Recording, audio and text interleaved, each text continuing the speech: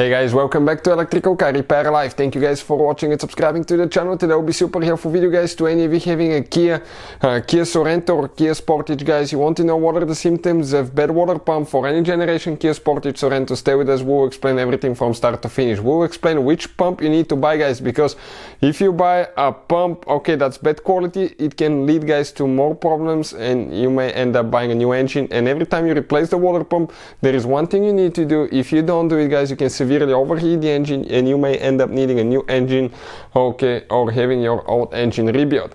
Now, you don't need to remove your engines to replace water pumps. Simply we have it out due to the fact that we'll be making hundreds of videos that can potentially save you thousands of dollars. And with the engine being out, we can clearly guys show you where everything is located and teach you how to fix it.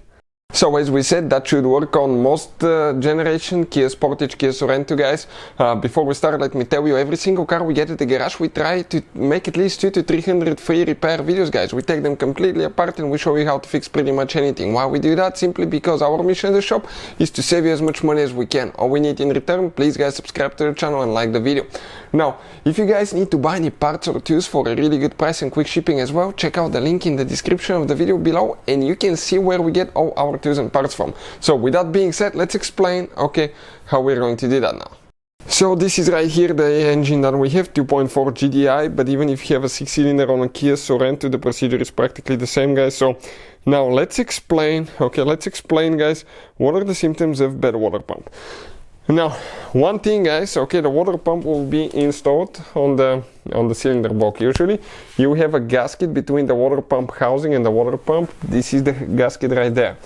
One thing is, okay, you can develop leaks from the gasket. Sometimes they fail, people didn't get them tied up to torque specs or didn't clean the surface before installing the new one, and that can lead guys, okay, to coolant leaks from the water pump. Another thing that can lead to water pump, okay, leaks, the pump itself guys, okay, if it fails, okay, the seal fails here on the axle, you can start dripping, okay, you can start dripping coolant from the axle guys, okay, from the shaft. So leaks from the water pump that are failing, that's very normal. At that point what can happen, you can actually even develop a play, okay, right here, that shaft can start developing a play as well. It can get noisy and it can develop so much play that even your serpentine belt can fall off in some cases guys. Now, another thing, okay, that can easily happen guys, okay, water pumps can fail and that thing, the metal thing can come loose, okay, at that point, okay, you can see if it comes off the shaft, it's not going to spin and as a result it's not going to turn the water, you can easily overheat your engine. On other vehicles guys, we've seen on some models or aftermarket pumps that are plastic, okay, the propeller is plastic. You want to avoid plastic ones. Plastic, from all that heat, the coolant is extremely hot, can actually get really brittle and it can easily break, okay, a few of the paddles, and that can cause quite a bit of damage to the engine, and not circulating enough coolant can easily overheat the engine. So if you're replacing the water pump, always try to get the one with the metal propeller.